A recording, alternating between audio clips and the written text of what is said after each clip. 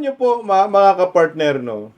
Yung buong mundo na yata ngayon, yung lumalaban tungkol po sa korupsyon. Hindi lang ho tayo ang may problema, kundi kasama dyan sa Indonesia, Nepal, Bangladesh, South Korea, at mismo ngayon, meron na naman bago, France. Grabe, no?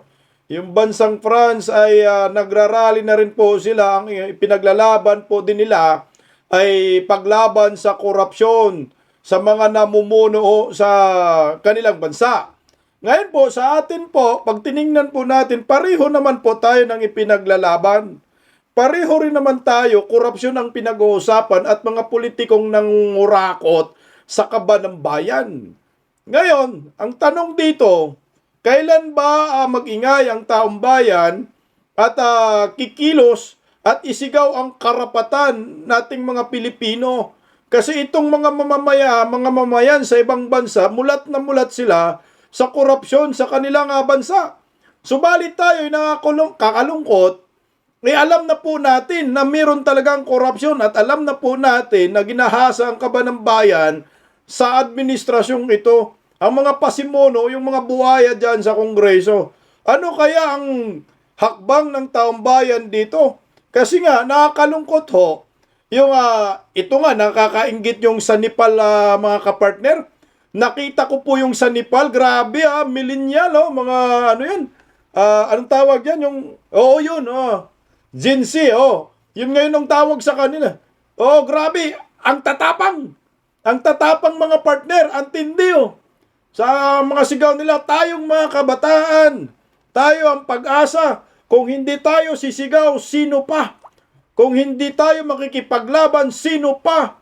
Kung hindi natin imulat ang ating mga mata, sino pa? Ang lalaban sa mga kurakot sa ating gobyerno, ang tindi ng mga talumpati nila, yung tipong gigil na gigil ka ba?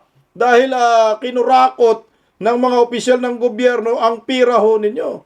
Pero sa Pilipinas, meron naman ding nagrarally, walang kwenta nga lang nagrarally, mga kapartner, dahil alam po natin, ito mga bayan. Yung mga ipinaglalaban nila, malayo sa katotohanan na magkaroon ng kaliwanagan at kapayapaan at masupil ang mga kurakot sa gobyerno. Mga bayad hindi ako kumbinsido. Yung mga makabayan, akbayan, anak tuta, anak kambing, anak kabayo. Yan mga ganyan, markado na ang mga yan. Hilaw ang kanilang ipinaglalaban. Ang gusto kong makita dito, yung legit na mga Pilipino na walang non-political partisan. Yan ho yung gusto nating makita sa kalsada. Tayo naman po kasi ngayon dito sa ating bansa, alam na natin may korupsyon. Pero nakakalungkot yung mga kabataan dito sa Pilipinas, sa awa ng Panginoon, busy pa rin sa ka-TikTok. Medyo mahirap din talaga ang kalagayan natin dito sa Pilipinas pagdating sa mga pakikibaka, rally, pakikipaglaban, sa korupsyon.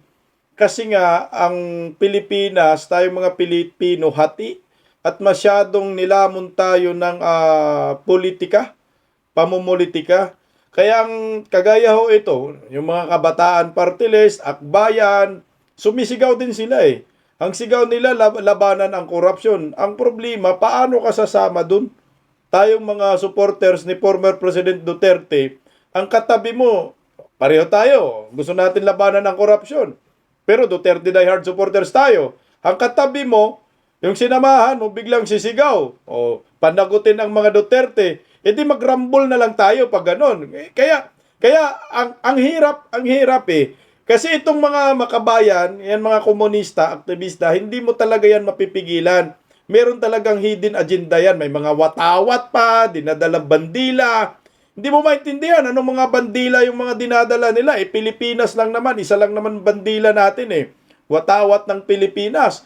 Kaya magkagulo talaga. Kaya tayong mga Duterte diehard supporters, medyo mapaisip ka rin Oo, gusto natin yung kanilang mga ginagawa. Ang problema, magkaiba ho tayo ng direksyon Sa kanila, papanagutin na si Inday Sara. Hindi man nila kayang sumigaw na panagutin si Martin Romualdez, Saldico. Wala silang ganun Ang ano lang nila, magrally lang ng magrally dyan. DPWH, kayo nasa Senado. Hindi mo maintindihan ang kanilang ginagawa. Yun yung legit na mga bayaran. Hindi organic. Yung kanilang ipinaglalaban, bawat laban nila, may patak yung metro nila. May busal yan eh. Unlike sa atin kasi mga Duterte diehard supporters, pag tiningnan mo, tayo kasi yung tunay na oposisyon. Tayo na ngayon yung oposisyon, tayo na yung nag-upos ng upos under Marcos administration. Pag tiningnan natin, dapat ang mga Pilipino, sumama kayo sa mga supporters ni former President Duterte dahil ito ang tunay na ipinaglalaban ho natin dito. Mapanagot ang dapat mapanagot. Walang pinipili. Ang itong mga nasa kalsada ngayon, wala eh. May pinipili ho sila. Gusto nila Duterte lang ang managot. Alam natin markado silang galit sa mga Duterte. Baka po pwede siguro. Sabi mo partner Kapil, baka pwede alisin muna natin yung political color. Sa atin siguro yan, mga Duterte, pwede yan. Alisin natin yung political color. Hindi na natin sasabihin, dideis tayo, or ano tayo, Inday Sara supporters. Basta tayo ay Pilipino, iisa yung ipinaglalaban natin. Pwede sa atin yan. Pero yung tanong, yung mga kaliwang grupo, yung mga aktivistang komunista, hindi nila yan kaya. Dahil sila ay ipinanganak, dahil sila ay nag-umpisa dyan, sa kalsada, panggugulo, meron na talaga silang political color. Meron na sila talagang kulay yung kanilang pakikipaglaban. Kaya mahirap talaga yan. Ang tanging pag-asa lamang natin dito, itong mga Pilipino na walang sinalihang politiko, yung mga neutral. Yun ang magiging kakampi natin at kasama natin na sumisigaw dyan sa kalsada na mapanagot ang mga kawatan sa gobyerno, mapanagot si Bongbong Marcos, mapanagot si Romualdez, mapanagot si Saldico, mga kongresista. Kasi tayo lang ang kayang magbanggit ng pangalan ni Bongbong Marcos, magbanggit ng pangalan ni Martin Romualdez, magbanggit ng pangalan ni Saldico. Pero sila, hindi nila yan kaya banggitin. Yung mga pangalan na yan. Kasi alam natin yung mga bugok na yan ay mga bayadin. Subukan mo sila dyan, pasigawin mo sa kalsada, walang bandila. Hindi nila yan kaya. Dahil yan ang instruction sa kanila. Ito yung marka natin. Mga aktivista tayo, mga komunista tayo, akbayan, anak tuta, anak kabayo, anak kambing. Yan yung gusto nilang ma-recognize yung kanilang political color. Tayo, hindi natin kailangan ma-recognize. Basta lumaban tayo sa mga kurakot sa gobyerno. Kaya rin nating sumigaw, kagaya yung mga sinisigaw ngayon sa Nepal. May busis tayo, lalo na tayo, mga political vlogger. Alam po natin ang issue sa bayan. Kung tutuusin, tayo po yung tatayo doon eh. Ang problema nga, paano tayo magkaisa at paano po ito magmaterialize na kailangan mapanagot yung mga kurakot sa gobyerno.